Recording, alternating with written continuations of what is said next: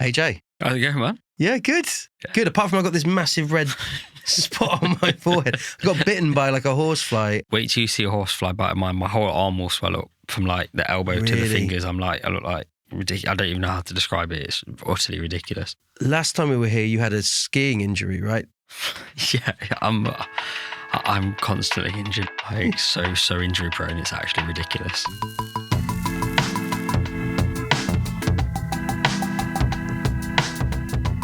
Hello, everybody listening. Thanks for joining us. So my name is Mark Grist. I'm Jay Sandhu. And we are here with episode 2 of season 3 of We the Poets. This season we are interviewing, as we do every season, a bunch of poets at the top of their game, poets we really admire. This episode we've got Hannah Lowe coming on. We've been reading The Kids collection. It's a great collection, and I guess we write for performance a lot of the time. Yeah, predominantly. And it seems like a lot of Hannah's work is meant primarily for the page. Yeah, it's really interesting when people do that. They'll have like rhythm and meter in the page, so you read it with a bit of style as well. Like, I think it's so interesting when people can do that. Yeah, and it's because we're both ex-teachers, Jay and I. The Kids has been quite good fun to read, hasn't it? Because there's so many great poems in there about the school experience. Yeah. Both things in the classroom, but also a lot of reflections on things that happen outside the classroom. Yeah, and how they sometimes can influence you more than in the classroom. A lot of the lines Jay was saying beforehand were really ringing true for thoughts that he'd had as a teacher. Yeah, like a silly amount of them, like almost word for word, like lifted out and been like, oh, I've said that sentence and wrote that sentence. Like, it was really, really interesting to read. So what are you hoping to chat with Hannah about? Oh, just like the experiences of being in education, but then also being like a creative and having won big prizes, how you can balance those challenges, I suppose. Yeah. That's one thing I'm really intrigued about. Yeah, because I mean, we've won like performance competitions, like slams and things. But I mean, Hannah's won numerous awards, including the Costa Book Award for poetry. And not just like the award in the category of poetry, but also the overall book of the year that year, which is like a stratospheric achievement and moment of your work kind of being validated. I'm really interested to chat about, was that a positive experience? Yeah. Because sometimes I worry when we assess or we give people grades, right? Even if it's the highest grade, does that prevent us from them being creative in some way? Yeah, or like kind of force your hand in what you're trying to make. So yeah, today, if you are interested in hearing what the impact of a great, like a major award is, perhaps there's going to be some tips and ideas on how to approach writing in relation to awards. If you're interested in like education, maybe you yourself didn't have the greatest experience of poetry in school. We might try and talk about that and how we feel poetry is kind of shared in schools and what we found as educators. And I think if you want to hear like a conversation about the lessons we learn as poets, both academic in the classroom and the lessons we've learned, maybe good and bad outside the classroom and how that's shaped us, I think this is going to be an episode for you. Yeah, 100%. For now, should we have a listen to a submission? We've had so many people submitted for the paid submissions part of this series. We can only have a handful, but this poem really spoke to us and we feel it really works in relation to talking about the themes of this episode. Yeah. So this is a piece by Hannah Walker. It's called Hello Brain. And we loved hearing this and we think you'll really enjoy it as well. If you want to check out Hannah's work, you can head to hannahpoems.co.uk. We'll put a link in the description. But yeah, thank you so much for sending this one in, Hannah. It is called Hello Brain. It's funny. I don't ever remember being taught how to look after my brain. I do remember every single time I was told I should be thin and pretty, quiet and compliant. How to work as hard as I possibly could and always strive to work harder and earn more, spend more, be more. For 40 years, my brain was hidden in a shadowed recess, tucked in the airing cupboard of my body. Somewhere under the spare towels and the long-forgotten linens, Each word I had written, every page began a beautiful unravelling I wasn't expecting. I'd emptied out the cupboard and inside found a gift, a present that was meant for me so many years ago, stashed and lost accidentally. Hello, brain. No longer in the confines of that musty corner, silenced by the tick and hum of the boiler. Cradling my prize, I brought her out into the light. And what a sight. My magnificent mind. Thank you so much for that piece, Hannah. That was Hannah Walker. If you'd like to check out her work, there's a link in the description. We thought it was great. Now, we're really excited because we've got Hannah Lowe with us. Hey, Hannah, how you doing? Oh, good, thanks. How are you? Yeah, good, thank you. We're really, really excited to have you here. How was the journey? It's a bit tricky to find the studio sometimes. The journey was great as I listened to a podcast, 3 episodes about George Orwell. So now I feel I know more about Orwell than I ever need to know, in fact. What did you find out? Oh, I just found out all about the way in which his political leanings shifted so massively during his lifetime, from being his experience in the Spanish Civil War. I mean, how much do you want to know? How he became an anti-Trotskyist, how some people think Animal Farm isn't about communism, but it's actually about the British Empire. I'm going to have to listen to this podcast. Actually, yeah, that sounds cool. It was pretty cool. All right, we're going to put a link to that podcast in the description. Sorry, I should be mentioning another podcast. Obviously, it's not as good as this podcast, of course. Well, it's probably more professionally put together. It's the Empire podcast. It's William Dalrymple and Anita Rand talking very, very knowledgeably about imperial history. It's like amazing. If you're interested in histories of the Empire. Yeah. That's cool. We, I guess as poets, we are sponges, right? Do you think you might write about George Orwell at some point? Because I feel like things just leak in from podcasts and stuff and things that I listen to. Like you might get a line or an image or an idea from it. Yeah, things could definitely leak in. I love Orwell's writing anyway. But what for me is interesting about it is it's the kind of education that I never had at school, where nothing about the British Empire was taught. And so now for me, it's joyful to listen to about 190 episodes or something of this podcast talking about different empires. Like the Roman Empire, the Byzantine Empire, but the British Empire, the French Empire, the Portuguese. And it's the kind of education I think that people in Britain really need to hear and that I didn't have when I was growing up. I found it fascinating, the things that I've learned about Winston Churchill since I left school, because you don't spend that long on any one particular topic. I think we were presenting quite a dazzlingly perfect presentation of someone, the greatest Briton to ever live. And you go, well, actually, there's a lot more that went on that's pretty awful as well. Yeah, still now in schools, the empire is taught as being a good thing. Right. So that kind of blows my mind that we're still having, the same as when I was at school. It's a kind of glorification. This was a weird problem that I had when I was teaching, because I talk a lot about empire and a lot of the stuff I write about is I make sure it's factual. So if there's stuff in there, it's factual.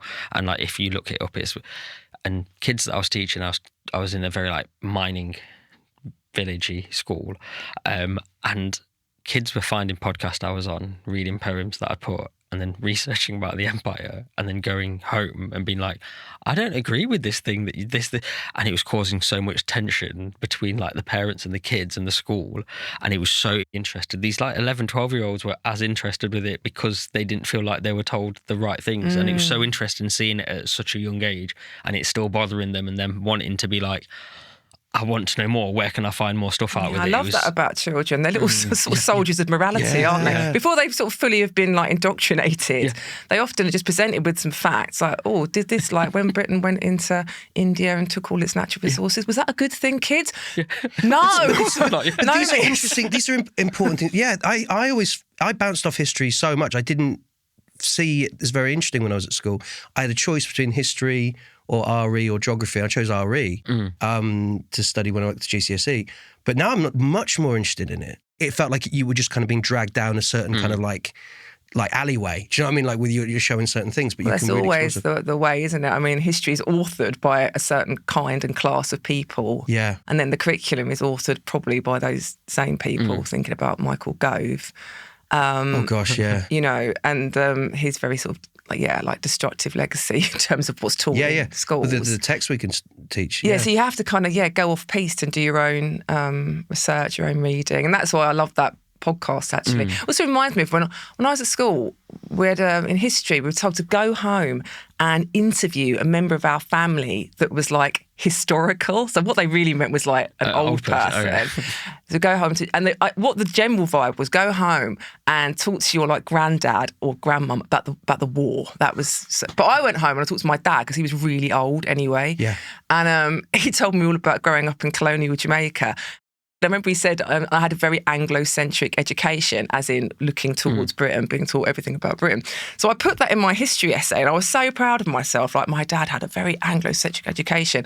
And the history teacher, Mr. Mason, circled it in red and put no Anglo-centric and put no such word in the margin. And even then at like 13, I was like, I smell a rat. I smell a rat here. Like, if there's no acknowledgement that could have been happening. Or maybe he just didn't have that vocabulary. But I remember thinking, come on, like, how can already at this age, there was a live dispute between what he was saying and what my dad had told me. So, I had a really similar thing where like... What got circled in red? We got told the same thing, go speak to your grandparents. I went to go speak to my grandparents. They was like, yeah, no, we used to live in Kashmir before it was like partitioned, and your granddad had a whole fabric factory, and the empire came in and basically said to him, you need to choose which side you're going to be on. Do you want to be with your family on that side, or do you want to be with your factory over here? Oh my God. And he had 45 minutes to make the decision. Wow. He obviously went family, went over, the empire army took over his factory and turned it into like, for their benefit, I can't remember what it is that they were making. And my like nanny told me all this. So I was like, that's mad interesting. Brought it back to school, and the teacher was like, are you sure that happened?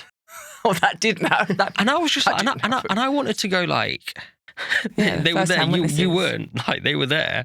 And it was so interesting because like me at 12 we sat there it was like one of the 7 brown kids in the school, and it was like sat there being like, oh, you're telling me my grandma lied to me for 2 hours. I don't feel like she did.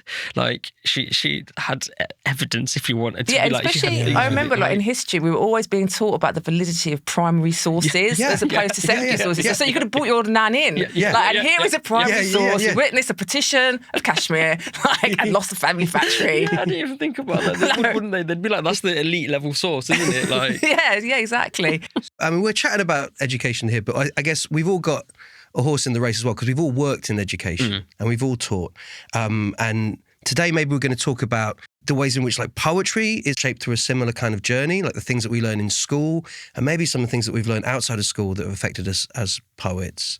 Hannah, for you, like, what was poetry like in school? Are we talking like primary school, secondary school? I mean, when did you first feel like you became aware of poetry? I was always aware of poetry, but it wasn't from school. It was because I grew up in a house of books, and my mum was a primary school teacher in East London, and she began teaching at the time that, you know, where the area she was teaching had become increasingly multicultural. So there were books that we had at home, and we would have had them not only because of her teaching, but also because my father, who was from Jamaica. So I remember there was an anthology of West Indian poetry that I used to love reading when I was young, like 6, 7. Yeah. Maybe within that, there was like books of Anansi stories as well, but I definitely remembered poems. And then I don't really remember poetry at primary school. I don't really remember it at secondary school. Did you try writing your own poetry when you were... Not that I can remember. I remember finding a line, I think, of Auden in one, because there was lots of poetry anthologies at home.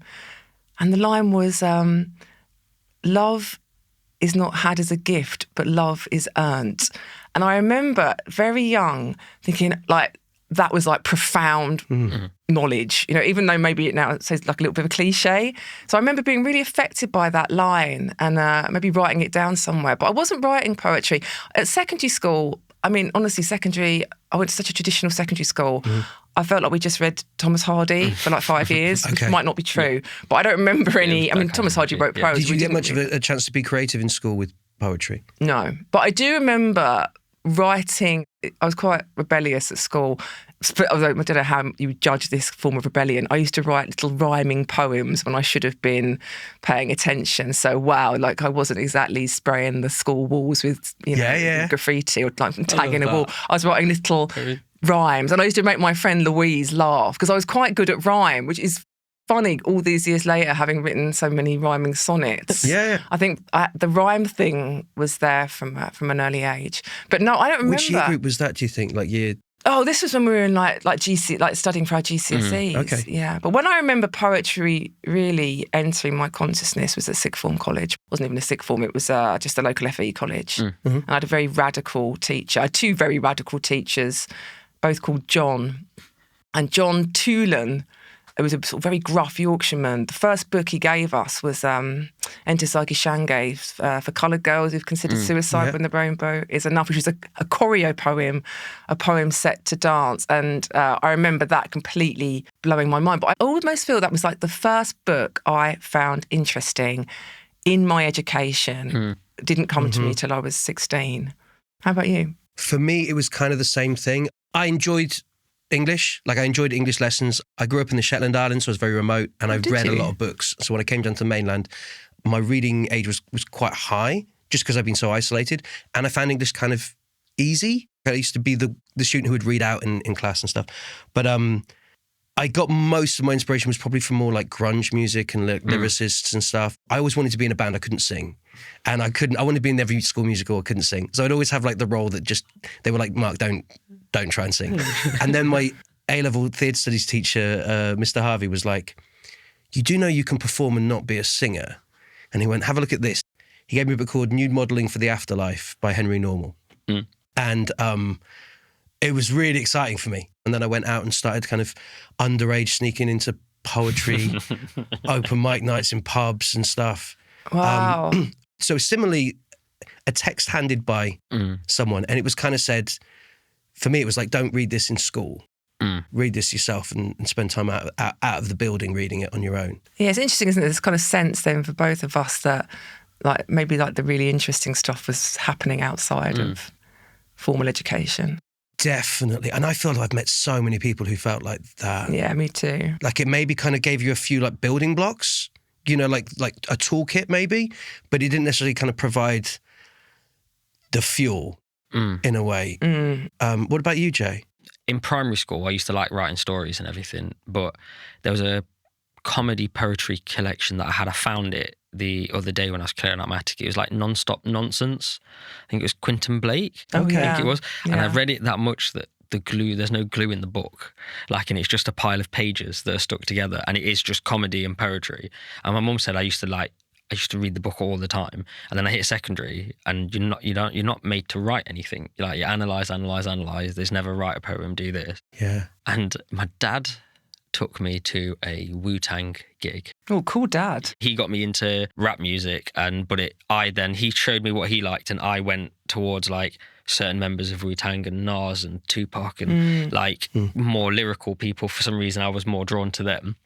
We was at the queue for a Wu-Tang, and I bought a Kano CD. Like, do you know, they used to just PP, and we put it on the way back. And I remember just being like, what is this? The way he's playing with the words and the rhyme, and it's done in a really cool way. And then started to find people that were doing both of the things. I didn't really write a poem till I was 30.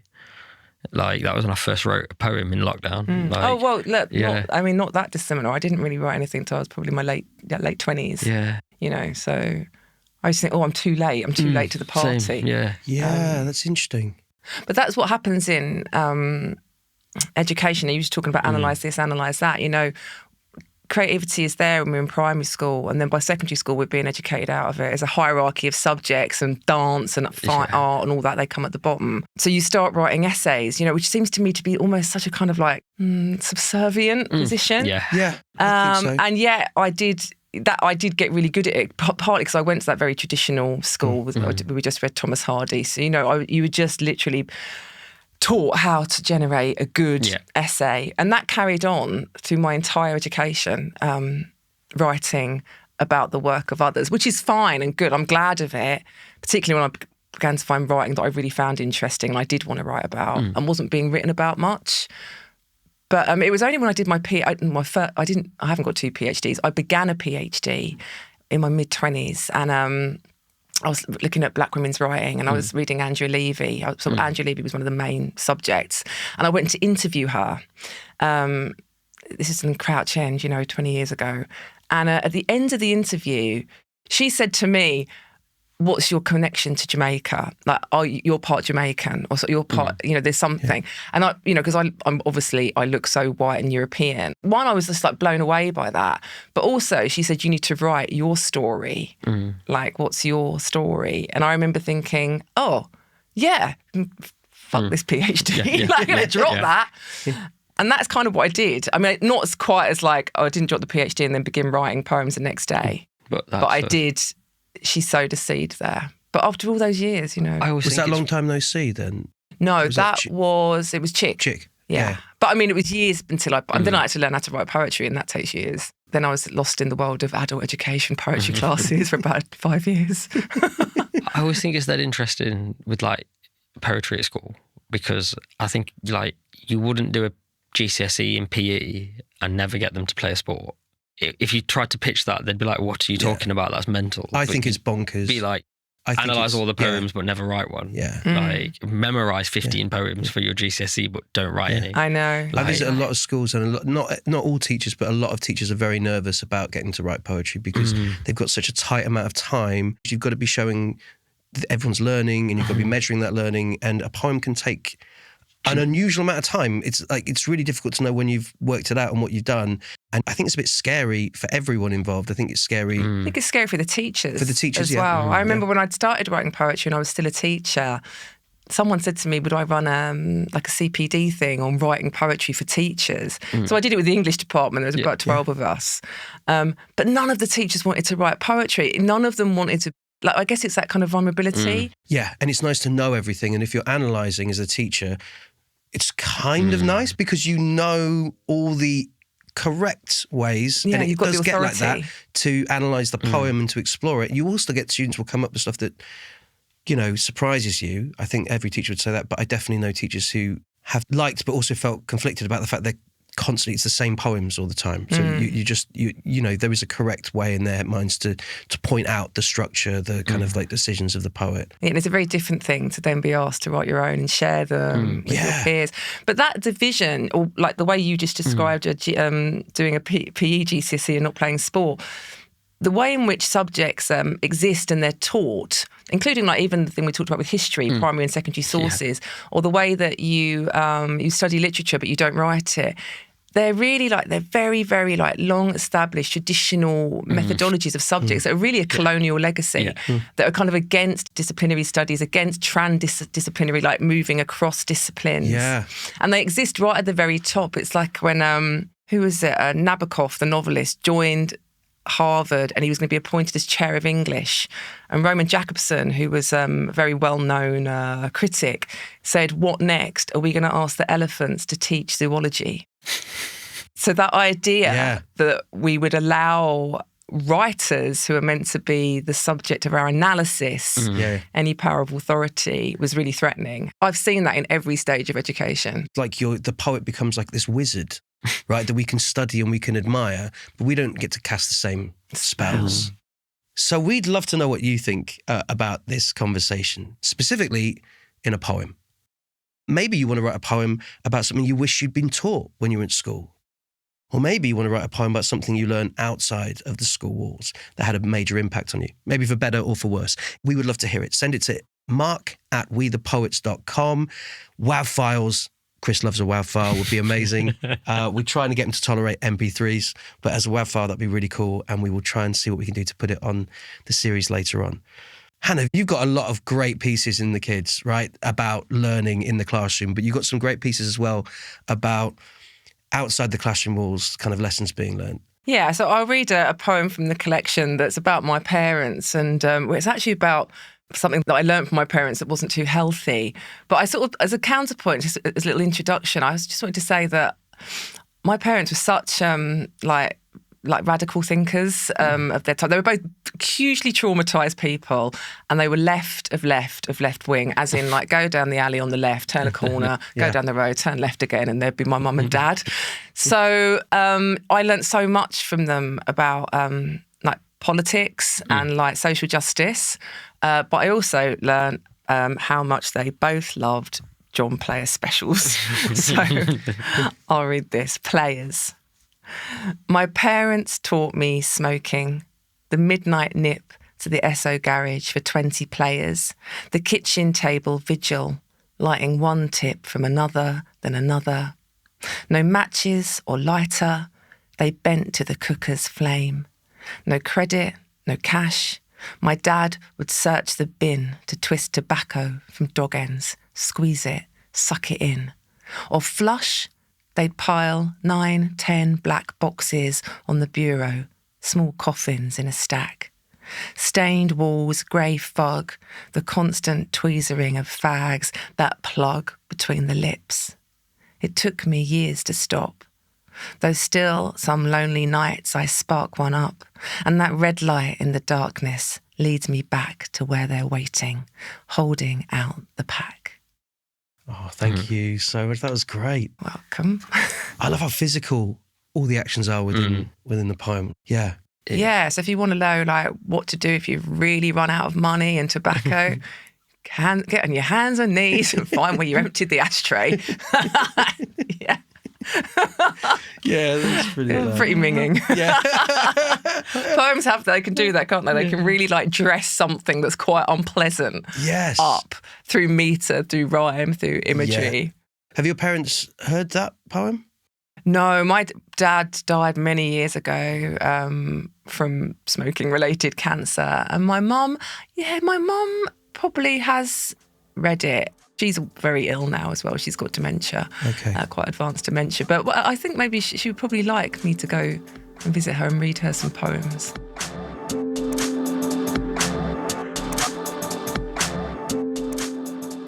So I wanted to ask a question at this point, which is how do we all feel about assessment? Because we have to assess. And assessment for me when I was a teacher changed quite a lot. It felt like it was increasingly a way for Michael Gove to bring in a system where what we were doing in the classroom was measured. And I think there's already been a focus on analysis, but I think the chance to be creative, I think often comes up very much at odds in classrooms with the idea of assessing because creativity is much harder to measure. I don't know if it is actually. I just think there's a kind of presumption it's harder to measure. And also when I've worked with students, I don't know if you had this in your schools, but we were always told like, don't give them the grade because if they see the grade, they won't take on like the advice on how to improve. And then it's static, right? And it's still, and there's no they can't grow. Whereas a piece of feedback is much more useful. So yeah, what are your thoughts on assessment? Yeah, I think lots of things. I think like you, I saw assessment change a lot during my time as a teacher. And then I've just finished 12 years as a university professor where, you know, assessment is kind of everything. Yeah. And, you know, the way things have gone in higher education is that you can maybe not even attend any of your lectures or seminars. So you have none of that, the experience of learning and the, you know, the kind of peer communication and the just experience of being in a classroom. And then you can just hand in the assessment and you can get a degree through doing that through your entire university life. Because essentially some young people have worked out that's the system. And what they need is a degree, and you know that's how to do it. And I saw it when I was teaching A-levels as well. I remember when I did my A-levels, I don't think I was really aware of assessment. I mean, I knew at the end of 2 years there were going to be some exams, but I never really thought about it too. You know, I didn't think about it too much. And I do remember my very radical English teacher, John Toolan, used to write me almost like an essay in response to what I had written. He always wrote in his lovely turquoise pen. I used to get quite high marks, but the marks didn't matter as much as what he'd said. You know, I really cherished his comments that someone had taken so much time to respond. And then in terms of assessing creative writing, I said to students at university, there's this kind of like mad contradiction going on, is that creativity it can be harnessed and honed, but it kind of comes when it comes. And sometimes one of the critical things in creative writing is that you leave work alone and then go back to it maybe 3 months later. And that is completely at odds with the university assessment system, where you've got a deadline and you better not miss it. Yeah. You know, so yeah, I think humans want to know where they stand. Did you like exams or being assessed at school? Jay? So, yes and no. Okay. Like, if it was an exam that I knew I was going to do well on, like if you gave me a maths test, I enjoyed them because I knew I was going to get a good mark on it. If you gave me an English paper, I'd hate it because I knew I was going to get rubbish back on it. Yeah, yeah. But like the thing you said about giving the big long feedback's really interesting, because I always found like it doesn't really matter about the subject if the person that's judging it or assessing it cares about what it is, whether it's maths, whether it's woodwork, sports, whatever. The feedback they give you, you actually feel like it's actual bit of feedback, don't you? And then you actually want to respond better to it. Yeah. Crazy example is both my young brothers. One of them loves maths, one of them really doesn't. If they both got 97% on a test, my mum would treat them both differently. One of them, she'd be like, 97, that's ridiculous. What'd you drop a mark for? And he'd be like, yeah, I need to get that last mark. And the other one, she'd be like, that's insanely amazing. Well done, blah, blah, blah. And that had motivated them both. And I remember being like 15, watching her do that and being like, oh my God, you're a genius, Mum. I don't know like where that. And it was when I started realizing, like you said, the quality of the feedback matters so much more than just ticking and flicking. To the individual, maybe. Yeah, and like getting to know them as well. Like I think that always really helps. And having high expectations. You know, in fact, there was various social experiments were done that children and young people perform better when a teacher has really high expectations of them. And that's why things like target setting, I think, are just like disastrous. Like being told when you begin A-level English that you're on target to get a C. Why bother? You know, I was just like cruising my lane then. But if someone had said, we expect you to get an A, I'd be like, cramming in the library. I mean, I've got massive issues with like Yellis and Fisher Family Trust. I don't know them. So the idea when we were teaching, because I was a head of year, became head of progress as I was there, I still find it bonkers that you would pay a company like Fisher Family Trust or Yellis and they would give you data on your students. They gather everything from CAT skills tests, all these different assessment kind of criteria, and they would tell you every year, this is the grade the student should get this year. And it would run all the way through to their exams every year. And it's bizarre. And the really shocking things are things like your parents' marital status, your postcode. Yeah. These things fed into the test, right? In very small ways, you were always told, but you're there going, so hang on, like a teacher's professional development like pay rise is tied into these. So like you have to get that kind of that value added. And so, you know, a lot of teachers, but certainly some teachers might go, well, once I've got this student's got the C, that's what I'm told they're going to do. I don't need to do any more. That's a safe option, right?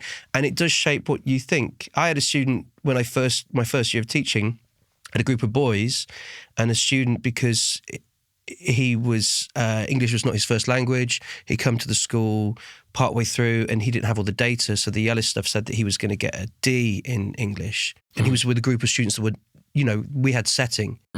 And I said, can we put him in early for the lit? He's really good. And everyone's like, no. And he went in early and he got an A for that, which meant I could then have some evidence that he could move up into the top set, which he should have been in, then doing that. But you get to the point you get a bit of a computer says no situation. I mean, I just think, has digital technology really got any role in education? Apart from the fact I can see for access for students that have got certain kinds of learning differences.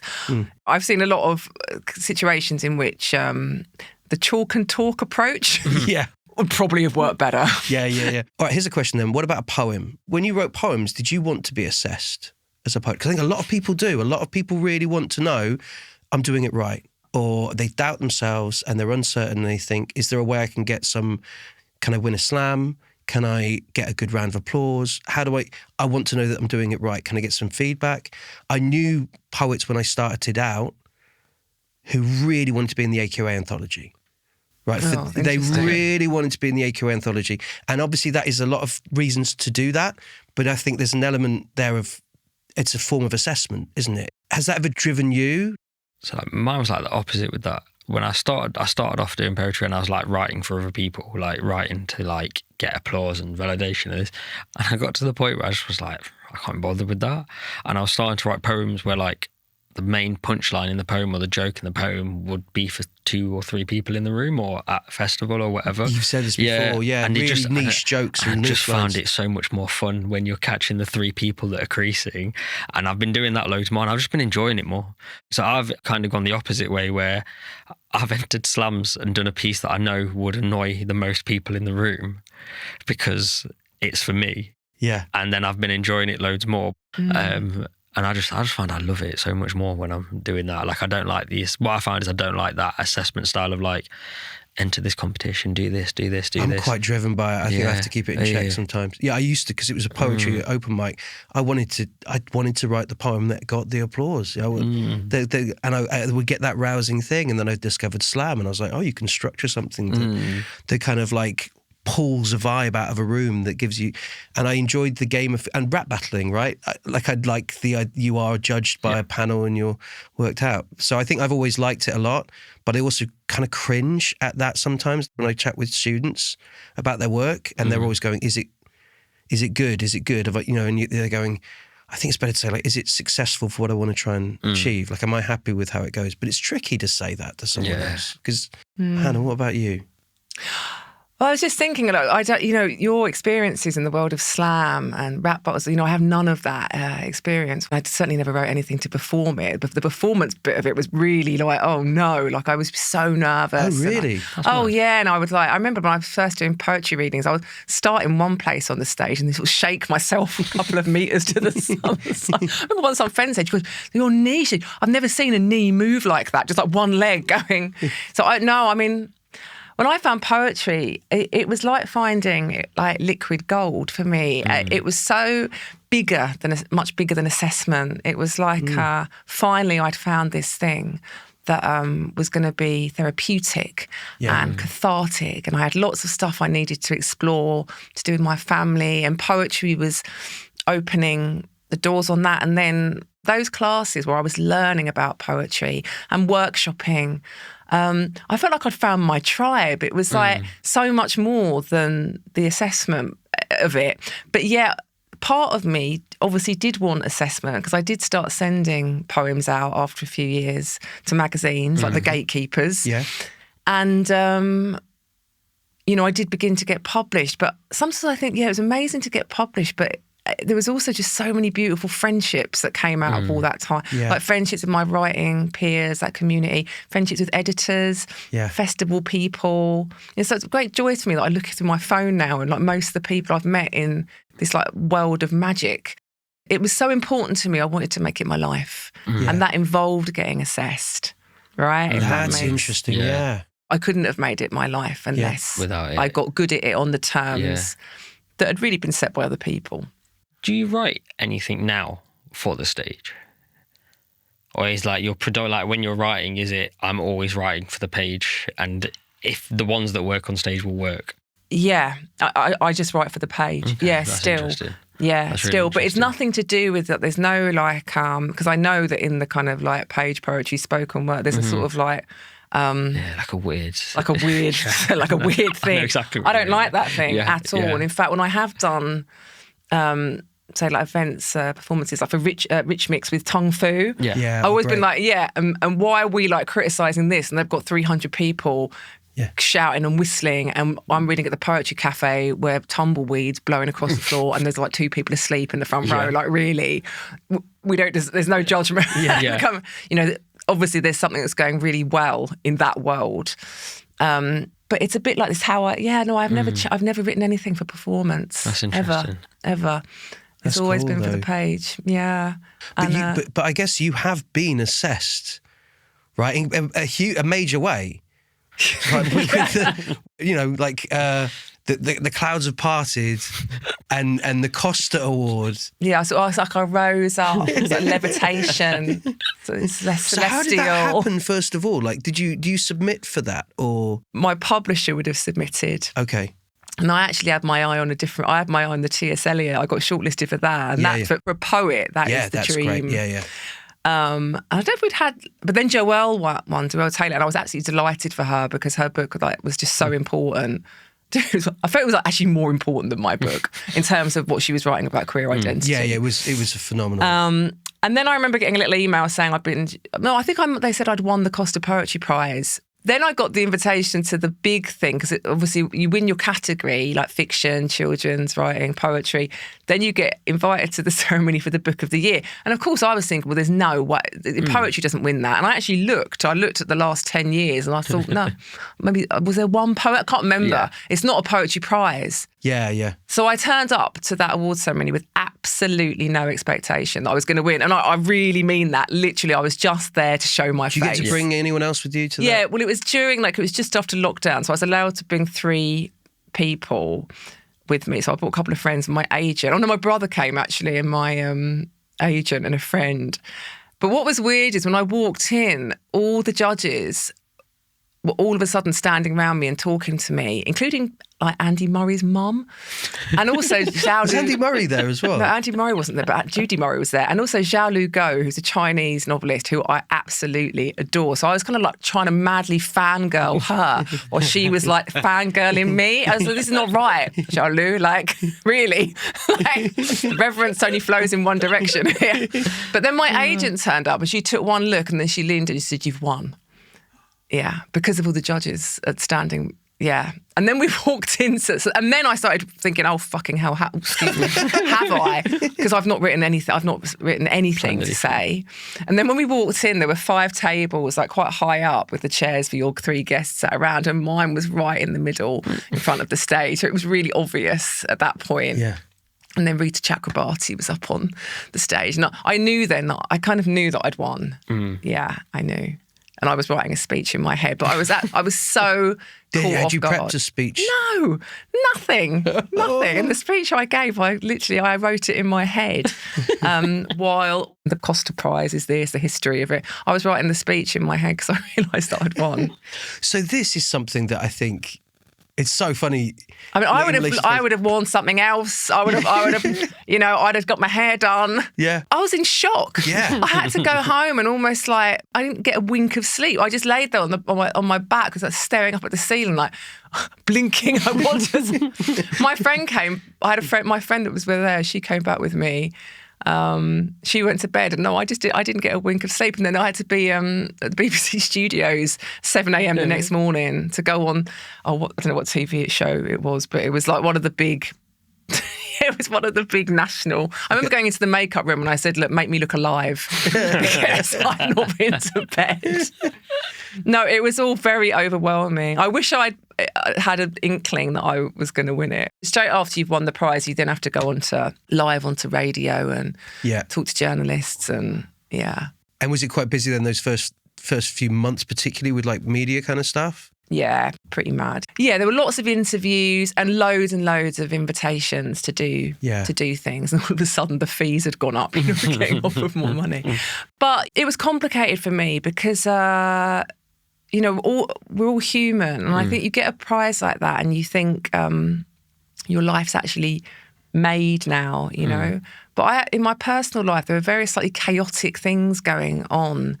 And I had a lot to deal with. So I found it quite hard, the sort of like, I was meant to be the happiest person on earth, but I wasn't, but I found that quite a real dissonance. One thing it did do for me though, so I won that in March, and then in September, because I'd got the prize, my work gave me a sabbatical, a year. Oh wow, that must be amazing. Yeah, but like when you're a teacher and then the summer holidays finally come and you get really sick. Yeah. That's what happened to me on like a mammoth level. Yeah. Like my body just gave up. Yeah, probably. Yeah, because you have to be still during term time. Yeah. And so with all of that going on and still teaching and all the other stuff, in September my back went, and I couldn't leave. I didn't leave the house for about 4 months.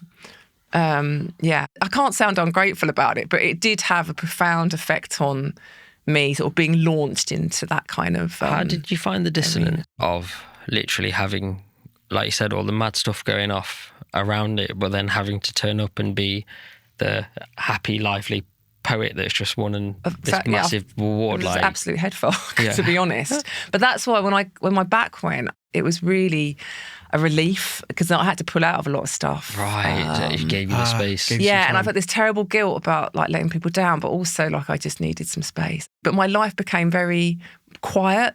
I deliberately wanted like a lot of peace and very local, you know. Did you write more afterwards or less afterwards, do you think? Funny enough, the writing never stopped. That's great. That's rare, I think. It didn't. Well, I've not had another poetry collection out though, and it's like. But I actually started work on a prose book, which it just finished, and it's out in February. So that's taken me a long time. So I never stopped working, researching. I've never stopped writing poems.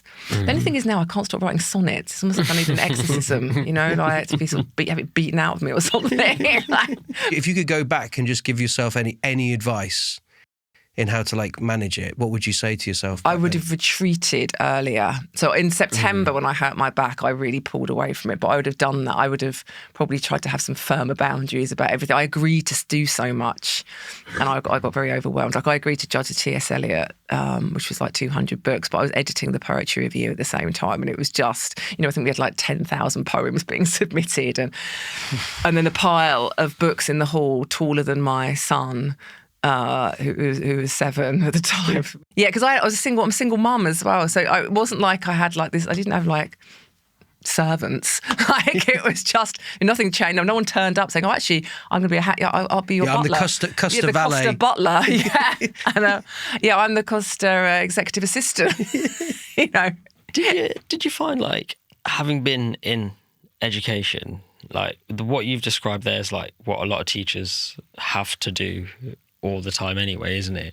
Did you find that like helped like go, actually, I've been having to work at that kind of level for so long, which is why you might have pushed it a bit longer than you should have done. The energy of being a teacher. Being a teacher, like, even if like regardless of how you work so fast as a teacher, like however bad and then applying that to being a poet is kind of crazy. And even just like having to put the mask on, isn't it? Like every time you're in front of the kids, it doesn't matter what's going on. You can like, there was one of your poems that you said something about like having to hide to cry, and like I've been crying there, in the like in the stock room. I was crying in the stock room, in the stock room between lessons, and then coming out and being like, "Yo, guys, we're gonna do algebraic fractions today." Totally. And then I found when I was going more into like creative stuff, I was applying that same energy, and I thought it was normal because it was all I'd known. Like, did you find that helped or hindered that process? I think exactly what you've described is the mentality I've had throughout my whole life since is a plow-on mentality. And it wasn't, teaching was definitely part of my life that involved that. But then after teaching, when I got funding to go and do my PhD, which was amazing, like step back to just as chick, my first book was coming out. But then I had a baby in the middle of it, so I sort of ruined the PhD. Spaciousness. And then I got offered a full-time lecturing job. That was the maddest bit of my life. Yeah. And then it was almost like my body threw itself down the escalators of Wood Green Underground and I broke my ankle. I smashed it completely, like in 3 places. And it was another moment in my life where the body just said no. So that was that's 10 years before the Costa. So it's a pattern in my life of completely overdoing it. And then something physically dramatic will happen.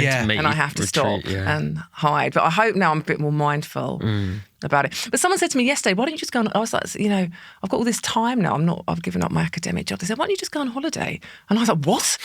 What do you mean? And they said, when did you last have a holiday? I was like, what? But I was thinking, all my holidays, I was like, I'm going away loads over summer. And they said, what are you doing? I was like, well, I'm teaching in Crete and teaching here. So when you two were just saying outside that you're going on your all-inclusive holiday, I nearly invited myself. I was like, that sounds great. That's what I need. Jay and I have got a short break to Turkey. We got a good little deal. Yeah. But we'll see how we go. We'll see what it's like. But having a few days away. I find it inspiring. Really difficult when I left teaching and went into like a normal civilian job. I didn't book a day off for 6 months. Because it's so ingrained into me, you get told when your holidays are. Exactly. And the manager was like, Jay, is there a reason you've not booked a day off in 6 months? And I was like, oh my God, I can book time off. Yeah. I can have it I can just have next Wednesday off if I want. He's like, yeah, do you want next Wednesday off? I was like, yeah, that'd be great. He's like, yeah, that's cool. Oh, and I was like, what's just happened? And it took me ages to get out of that And also, do you still weird have the little feeling mindset. over summer, like summer's amazing, like it's great, so everyone's being really joyful, but you've got the dark cloud of September, Yeah. even when September doesn't mean anything. Yeah, absolutely. Yeah. 100%. That's I my feel year. really chill in Yeah. August. Yeah. I kind of like to feel like I still am a bit of a teacher year-wise. Well, if you're doing school's work, then Yeah. you do get busy true. from... Do you know what? When I left teaching, though, I was a nightmare. I'd be writing like 30, 50 emails a day because you're so used to the email flow. Yeah. And I was just winding everyone up. I'd be like, why have they not emailed me back? Exactly, Like yeah. in 24 hours. And again, I got a bit poorly for a while. I think my body realised what I've been going through. Yeah, for it's the past few effects. years. It's basically institutionalisation, isn't it? We're all like Yeah. really institutionalised, and it's very difficult to undo Yeah. a lot of that. And that hard graft thing, I mean, it's just part of teaching. And yeah, I've applied it to creativity for sure. Yeah. It sounds really healthy, though, about not writing for assessment. I should think about that a bit more. I do, but I think that's really... It's just adding the playback, isn't it? The thing is, if I was getting that kind of rapturous applause, though, I might be quite different. If I knew that I could write something one day and the next day be on stage and getting all that, all those endorphins, I mean, I might be doing it differently. But when you're sending it off into the ether in the post to an editor that might get back to you in 9 months, there isn't quite the same. My ADHD forgets about it. It goes away, and then like, oh yeah, I did apply for that thing, and I did. Oh, so you just forget. I just forget. I've had things where there was one point where I'd not accidentally, I'd applied for a bunch of projects, got all of them, and I'd forgotten I'd applied for all of them. Then I had like 3 months where I just couldn't sleep because I was doing so many things, and it was just like, and it was only like 3 projects. It wasn't like a silly amount of them, but I was applying for ones because my brain had just forgotten I'd applied for other ones because I'd sent it off and my brain was like, I put it into the done folder and then it was done. It all stacked up. Yeah. Well, shall we have a listen to a poem sent in by a listener to talk about this kind of, maybe this treadmill, right? We talked about the treadmill we've been on as teachers, and maybe sometimes as poets, I think we get on a treadmill with things that we could be chasing. But this is a poem that was sent in by Alice. Now, I've met Alice. I worked with Alice when I visited school in Thailand, and Alice had written some really interesting poems, and I had a brief chat with Alice after a session, and I talked to her about writing about things that are frustrating, and we got sent through this poem by Alice to the podcast. And she's in year 8, but I think she makes a great piece that helps us maybe reflect on the pressures of assessment for younger people. Year 8, and I'm sitting down. Across the dinner table, my mom starts to frown. Alice, when I was your age, we would never be allowed to talk to adults the way you kids do now. We focused on homework, our future, our studies, not on how we could mess around or have fun with our buddies. We were well-rounded kids. Excellence was expected. Hours of homework, adults were respected. Mom, stop making this up. I began to recoil. You're a student, she scoffed. You're extremely spoiled. It took me a few seconds to process her words. Spoiled? I thought, had I maybe misheard all the things I had to do as a student? Calling me spoiled? That was just stupid. I had to juggle algebra with essays, with the Industrial Revolution, geography, Spanish, mathematical solutions, endless classes, just wondering constantly, how much trouble would I get in if I answered him honestly? Laps in tennis until my legs are burning. Did I mention detention after a whole day of learning? Boring assemblies, sitting for hours on the bleachers. Sarcastic, unenthusiastic English teachers. And the social aspect wasn't much better, from toxic best friends to Valentine letters. Seeing friendships crash, watching promises trashed, needing ChatGPT to pass every single class. But this rap, this poem, isn't about complaining. It's not supposed to be entertaining. I want to make you proud. I'm not trying to blame you. I'm trying to say, you make mistakes too, and I know I got dealt with a good hand of cards. But that doesn't mean my life isn't also sometimes really hard. That doesn't mean I'm weak. There's so much more you haven't seen. So next time before you speak, think about what might be going on behind these setup scenes. Thank you so much, Alice, for sending that piece in. That was year 8 poem. A blinding piece. Yeah, I thought it was great. It's when the form really matches the content, 'cause it feels like a list poem. Yeah. The list like becomes a kind of litany of, well, not complaint, but a litany of pressures, I guess, that the speaker is experiencing. So it almost like presenting the evidence to the speaker's mum, like, look what I'm... Yeah, it's kind of like someone in court, isn't it? In court and say, yeah, and then this, and then this, and then this, and this. I said sometimes it's really good to start a poem with like an argument and you give them a voice and then you start dismantling it. Terrifying, Alice, that in year 8 you're writing something with the rhymes being on point as well. I thought it was strong. When I think back to me in year 8, I wouldn't have even almost been able to write. I think my career choice at that point was still like, I still want to be Batman. Like it still wasn't anything serious. That's a valid perspective though. I'm still trying, it's not happened yet. And I think just like the intricacies of the way that she kind of like has made the piece relevant for adults. Like the things she was saying, you're like going, yeah, like I feel that with certain people now, like as a fully grown adult, and you're picking up on that and are kind of explaining it in such a way that is obviously accessible to young people because you can hear the young people's voice in it, but also feels accessible to like all of us three were like, yo, that was really good. We can feel that, which I think's insane. Like, I just think that's such a really being that aware of the audience and how to make it land. Self-aware. Yeah. I was just at that age I'd have been just sat in a cupboard reading Thomas Hardy, covered in cobwebs. You know? It made me think a lot as well about the treadmill we've got young people on, you know, and the amount of work. I know that Alice, like a lot of students, has a pretty full timetable. You know, there's a lot of stuff to try and juggle. Do we need more time to breathe to write poems sometimes? I don't know. I mean, Alice has kind of proven no, because Alice has managed with that timetable to also write an absolute banger. Do you guys beat yourselves up at all if you don't write and you go and do something else? No, but I have this like magic hour every morning when I wake up from, like, sometimes I wake up at 6, 6:30, and that first hour of the day, that's my writing time. And if I don't get it because I've not woken up at that time, for example, or I have to be somewhere really early, I feel a bit put out. But if I've had that hour, which is normally just writing, I don't care about writing for the rest of the day. Yeah. You know, I'm done. I might come back to it late at night. Is that your favourite time to write? That's so interesting. Yeah, I wake up in this fresh, sort of slightly liminal space, and yeah, that's just become the time that I write. So I've in a way, I've let go of all that pressure because I just do it in the morning. My favourite time to write is a Saturday morning because it feels like it's not work. Even though, as a freelancer, every day is kind of a work day, there's something about a Saturday morning or a Sunday morning that, because it's the weekend, it feels like you're taking time out from it being a treadmill activity or something you have to do. See, mine's the exact opposite. Like, my brain only comes alive like at night. Like, it'll be like 11 o'clock at night. Like, you'll get messages off me about stuff at like 2 in the morning. Yeah. And it's because my brain at that point goes, cool. Okay, well, we're going to have this idea and you need to write it right now. And I won't be able to sleep unless I get it all out. So it's really odd. I'd love to be able to wake up in the morning and write, but I just... That's not... Yeah, you've got a different body clock. You're nocturnal.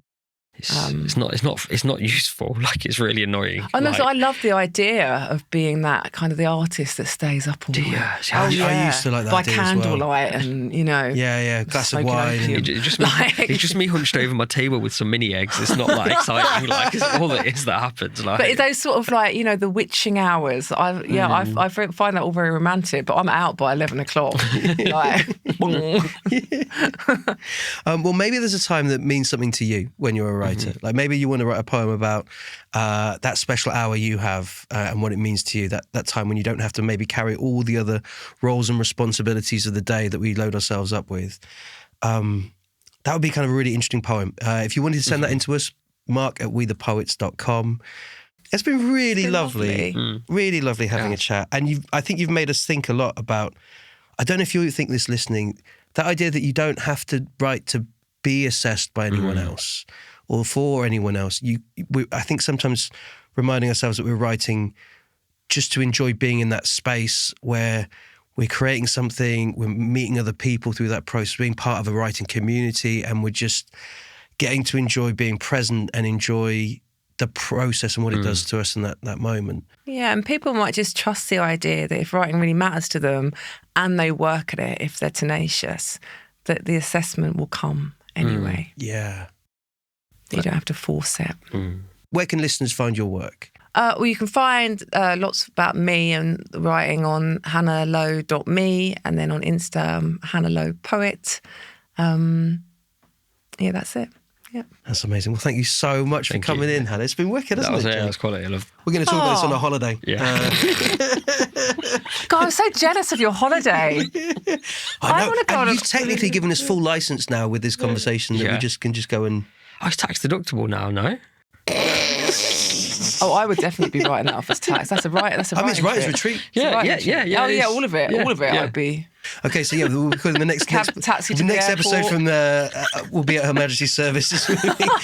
I'm a qualified accountant. Like, Oh, right, are you? Yeah. I did accounting at uni. That's what I did at uni. Is it? Yeah. I do my own taxes. It's been Yeah. brilliant. Guys, let us know if you would like an episode on taxes. We would. I actually could benefit from that as well. That would be pretty cool. Wow. Yeah.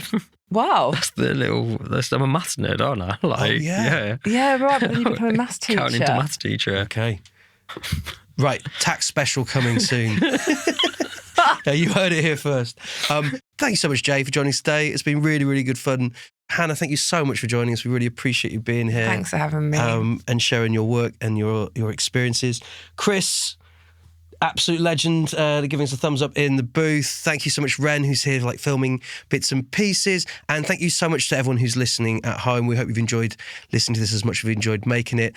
Finally, thank you to Arts Council England for supporting this project with public funding. We wouldn't be able to make this without that. So yeah, have a great day. Avoid assessment, right? Let's avoid assessment for a little tax bit. assessment. Yeah, maybe. Yeah, and don't worry about taxes for a little bit as well. Thanks.